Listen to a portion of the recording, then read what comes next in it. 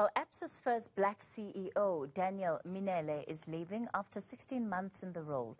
It comes after differences between the CEO and the bank's board over the strategic direction of the country's third biggest banking group by assets. In a statement to SENS, Absa said it has become clear to the parties that there is non-alignment on matters of strategy and culture transformation. Well, to speak to us about whether corporate SA is resistant to change, we're joined by Vuyelwa Qenga, who is the founder of VQ Communications Agency. Good evening, Ms. Qenga, and thank you so much for your time tonight. Firstly, when one looks at some of the reaction that there has been to this particular story, there is a sentiment that, number one, this move is seen as a step back for transformation. Do you agree with that sentiment? And if so, why? Good evening, Kathy, and good evening to your viewers. It certainly feels that way. I'm not sure if it actually is, but the impression that is being created is that a transformation is taking a backseat in our country. That the fact that whenever there is some kind of disagreement, there are issues with a black executive and a very senior executive at that, who we can all agree was a good performer. Absa was one of the best performing banks, if not the best performing bank in the 2020 financial year. And then there are issues whereby it's been reported that there seems to be divergent views between himself and talent that is in Absa. So now in that instance, it looks like he is being sacrificed in preference to keep the talent that he wasn't agreeing with regards to strategy and transformation issues. So to anyone watching from the sidelines and seeing that this is not the first case this is happening, there is a colleague, a white colleague in the structure who comes in to save the day.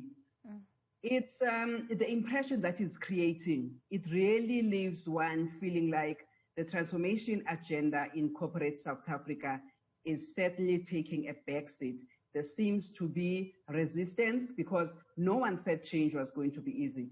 But the fact that South Africa as a country, our constitution supports this, needs to be transformed. We come from a past whereby people were discriminated on the basis of just their skin color. So for us to rebuild this country, it's always been mutually, and everyone has agreed that we need a transformation. But now when transformation has to happen, corporate South Africa seems to be wanting it to happen on its own terms. When we transform corporate SA, when we transform in Absa, it's for the benefit of the country and for generations to come. So what we're watching from the sidelines certainly feels like the transformation agenda is taking a backseat in our country. Are there unique challenges that black executives face, especially at the level of Mr. Mminele? I would suppose that Mr. Mminele came. Mr. Mminele wanted to transform and to impact Absa in a particular way that is going to be uniquely his own legacy that is going to live. He has identified the issue of strategy, he has identified the issue of a cultural reorganization, in introducing transformation within the culture of the organization, which I think are key issues if one wants to be a performer, to be a good performer, and also within the context whereby we know that there has been issues with transformation in the financial sector. The National Treasury has tried to intervene. There have been presentations that we've watched from the sidelines, and we know that have taken place in Parliament with regards to transformation that seems to be resisted within the financial sector. So he comes in, he's a CEO, and he must make an impact alongside his performance. And there is no one who questions his qualification for the role. He was appointed on merit. there was no favor there. So he's got his mind, he's got his ideas, he meets with his executive team. But now when he is resisted in terms of how he sees the world and how he sees Absa making some roadway in terms of transformation, the board seems to choose what is called talent that Absa did not want to lose, and lose Mr. Mminele, whom we all know was qualified for the position, had shown his mettle with how Absa had performed in the 2020 financial year.